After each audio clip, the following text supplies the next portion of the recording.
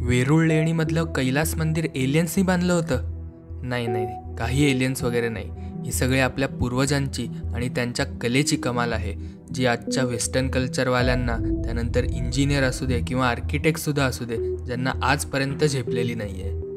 कैलास मंदिर नुसतं नाव जरी ऐकलं तरी मनात हजारो प्रश्न येतात. हे कोणी बांधलं असेल, कसं बांधलं असेल, कधी बांधलं असेल, किती वेळ लागला असेल, काय टेक्नॉलॉजी वापरली असेल. पण या सगळ्याची उत्तरं शोधणं हे काही सोपं काम नाही. या मंदिराला कैलासच का म्हणतात हे नाव कोणी दिलं हे काही माहीत नाही, पण ज्यांनी दिलं त्यांनी एकदम बरोबर नाव दिलेलं आहे. कारण हे मंदिर शंकर भगवानांना समर्पित आहे आणि हे डोंगरामध्येही आहे, जसं की हिमालयामध्ये कैलास. वेरूळ लेणींच्या 32 गुहांपैकी 16व्या नंबरची गुहा म्हणजे कैलास मंदिर. शिवभक्तांना शंकराची उपासना करण्यासाठी या मंदिराची स्थापना 8व्या शताब्दीमध्ये राष्ट्रकूट राजा कृष्ण यांनी केली होती. हे मंदिर बनवण्यासाठी कमीत कमी 7000 कामगार आणि शिल्पकार यांनी काम केलं होतं आणि हे जगात सगळ्यात मोठं असं मोनोलिथिक स्ट्रक्चर आहे.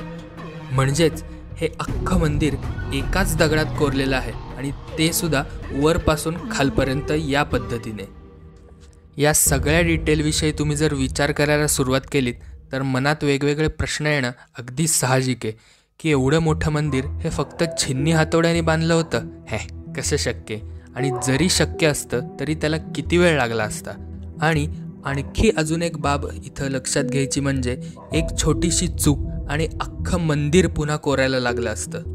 पण काही इतिहासकारांच्या नुसार त्यांच्या इन्स्पेक्शन नंतर असं पुढं आलं की या मंदिरामध्ये एक छोटीशी सुद्धा चूक नाही आहे. अख्खं मंदिर सिमेट्रीमध्ये आहे आणि इथं तुम्हाला कुठेही अगदी छोटीशी चूक सापडणार नाही. आहे ना खूप विचार करायला लावणारं? म्हणूनच मी व्हिडिओच्या सुरुवातीला गंमत म्हणून म्हटलं होतं की हे मंदिर एलियन्सनी तर बांधलं नसेल. एक्सपर्टनुसार हे मंदिर वरून म्हणजे शिखरापासून ते पायापर्यंत या पद्धतीने बांधायला सुरुवात केली होती, म्हणजे कोरायला चालू केलं होतं. यासाठी 2 ते 5 लाख टन बेसाल्ट दगड हा 18 वर्षांमध्ये एक्झावेट केला गेला होता. आता हाच फॅक्ट आपण मनात धरला तर प्रत्येक दिवशी 12 तास जरी काम केलं तरी 20,000 टन दगड प्रत्येक वर्षी, अशी 20 वर्ष म्हणजे 50 टन प्रत्येक दिवशी आणि 4 टन दगड हा प्रत्येक तासाला खोदून काढला असणार. आणि हा साधासुद्धा दगड नाही, बेसाल्ट खडक आहे जो सगळ्यात अवघड खोदायला. हे जगभरातील एकमेव मंदिर आहे किंवा लेणी आहे जी कळसापासून ते पायापर्यंत कोरलेली आहे. बाकी जगभरात जेवढ्या केवढ्या लेण्या आहेत त्या सगळ्या बाहेरून आतपर्यंत जात या प्रकारे कोरलेल्या आहेत. या मंदिरामध्ये आत प्रवेश केला की तुम्हाला चारही बाजूनी मोठमोठ्या मूर्ती, प्रचंड सुरेख रेखीव अशी शिल्प, मोठमोठे विशाल उंच असे खांब हे सगळीकडे तुम्हाला कोरलेले दिसतील. आता मला सांगा की या मंदिरातून एकूण किती दगड बाहेर काढला असेल?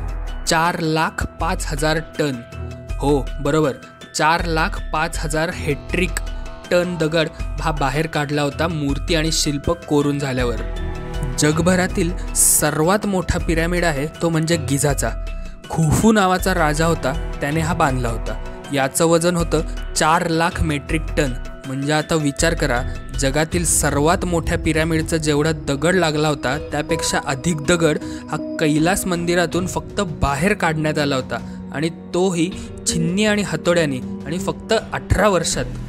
अजूनही पटत नाही आहे? ठीक आहे, काही प्रॉब्लेम नाही. आपण कॅल्क्युलेटर काढू आणि अजून थोडं खोलात जाऊन कॅल्क्युलेशन करू. समजा काही कलाकारांनी ही लेणी कोरण्यास सुरुवात केली होती. काही शेकड्यात असतील कलाकार, अंदाजे 500 ते 600. आता तुम्ही म्हणाल एवढूशा कलाकारांमध्ये कसं काय होईल? हजारात असतील. पण अहो, एवढूशा जागेत 1000 कलाकारांना बसायला, निदान चिकटून बसायला किंवा उभं राहायला तरी जागा पाहिजे ना.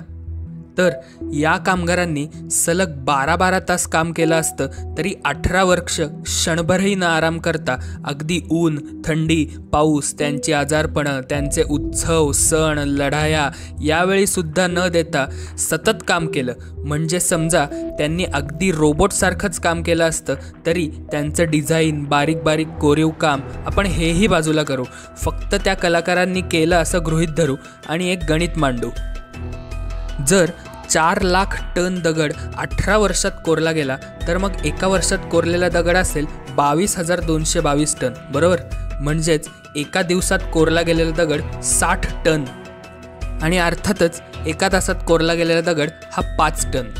आज जगभरात दगड कापणाऱ्या आधुनिक मशीन्स आहेत, पण अशी एकही मशीन नाही की जी एका तासामध्ये 5 टन दगड कापू शकेल. आणि त्यावेळी नुसत्या छिन्नी हातोड्यांनी हे कसं काय शक्य झालं असेल, तेही बेसाल्ट खडकातून. बरं, आपण या मंदिराच्या निर्मितीचं सोडून त्याचा नष्ट करण्याबद्दल बोलूया. इसवी सन 1682मध्ये औरंगजेब, जो मुघल बादशाह होता, त्याने हे कैलास मंदिर पूर्णपणे नष्ट करण्यासाठी 1000 लोकांना कामाला लावलं होतं. कोणतीही गोष्ट निर्माण करण्यापेक्षा ती नष्ट करायला कमी वेळ लागतो, खूपच कमी. तर 1682 ते 1685मध्ये 3 वर्षात हे 1000 लोक सतत मंदिर फोडायचं काम करत होते. अशा प्रकारे मंदिर फोडणं हा औरंगजेबाच्या धर्मांधतेचा कळस होता. पण या 3 वर्षात 1 ते 2% फक्त मंदिर खराब झालं, आणि तेही त्यात काही शिल्पांचे चेहरे बिघडले, काहींचे हात तुटले, काहींचे अवयव तुटले, यापेक्षा जास्त काहीच नाही. शेवटी औरंगजेबाने 3 वर्षानंतर हे काम बंद केलं. अजून एक गोष्ट सांगतो. वेरूळच्या 34 लेण्यांपैकी कैलास ही अशी लेणी आहे जिची निर्मिती सर्वात आधी झाली होती. ही लेणी इतर लेण्यांपेक्षा सर्वात मोठी आणि सर्वात प्रगत आणि सर्वात सुंदर आहे. हिचं इंजिनिअरिंग, नकाशा हेही सर्वात उत्तम आहे.